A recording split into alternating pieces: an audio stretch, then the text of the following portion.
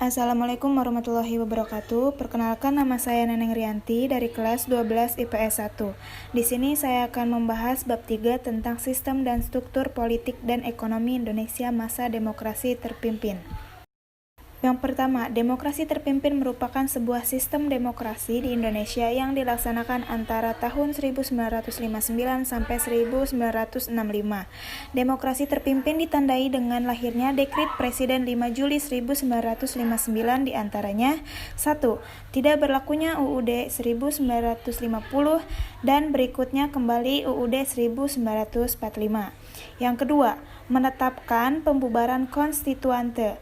Yang ketiga, pembentukan MPRS dan DPAS.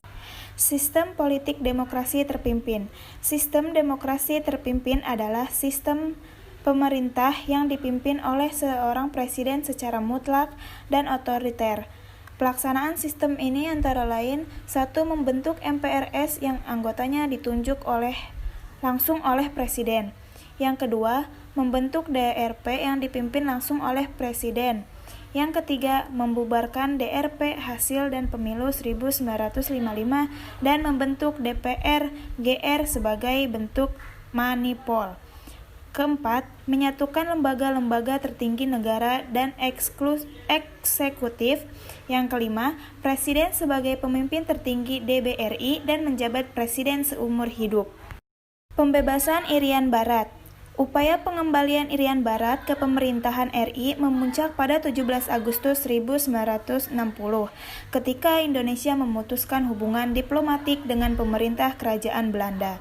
30 September 1960, di depan sidang Majelis Umum PBB, Presiden Soekarno menegaskan kembali sikapnya tentang upaya pengembalian Irian Barat. 19 Desember 1961, Presiden Soekarno mengeluarkan Trikora yang isinya gagalkan pembentukan negara boneka Papua bentukan Belanda. Yang kedua, kibarkan sang merah putih di Irian Barat. Yang ketiga, bersiaplah untuk mobilisasi umum guna mempertahankan kemerdekaan dan kesatuan tanah air dan bangsa. Upaya penyelesaian dilakukan dengan perjanjian antara Indonesia dan Belanda yang ditandatangani di New York pada tanggal 15 Agustus 1962 yang dikenal sebagai Perjanjian New York. Isi Perjanjian New York adalah penyerahan pemerintahan di Irian Barat dari pihak Belanda ke PBB. PBB membentuk United National Temporary Executive Authority atau UNTA yang kemudian akan menyerahkan Irian Barat ke pemerintah Indonesia sebelum 1 Mei 1963. 1 Mei 1963 secara resmi dilakukan penyerahan Irian Barat dari UNTA ke pemerintah Indonesia. Pada 19 November 1969, Sindang Umum PBB ke-24 menerima hasil PPRA yang dilakukan pemerintah Indonesia sudah sesuai dengan perjanjian New York. Sejak saat itu, secara de jure dan de facto, Irian Barat sebagai bagian dari NKRI. Di sini kita akan membahas perkembangan ekonomi. Perbentukan Badan Perancangan Pembangunan Nasional atau BPENAS yang diketuai oleh Presiden Soekarno dengan tugas menyusun rencana pembangunan jangka panjang dan jangka pendek, serta mengawasi dan menilai pelaksanaan pembangunan tersebut.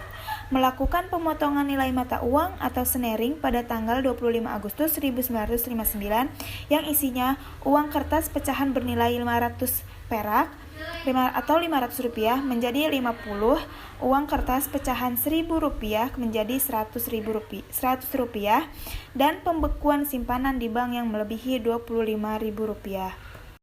Deklarasi Ekonomi atau DEKON disusun oleh Panitia 13. Anggota panitia ini bukan hanya para ahli ekonomi, namun juga melibatkan para pemimpin partai politik, anggota musyawarah, pembantu pemimpin revolusi atau MPPR, pemimpin DPR, DPA. Panitia ini menghasilkan konsep yang kemudian disebut Deklarasi Ekonomi atau DEKON sebagai strategi dasar ekonomi Indonesia dalam jangka pelaksanaan ekonomi terpimpin. Adanya devaluasi terhadap mata uang 1.000 menjadi Rp1. Pembentukan bank tunggal milik negara. Sekian dari saya. Assalamualaikum warahmatullahi wabarakatuh.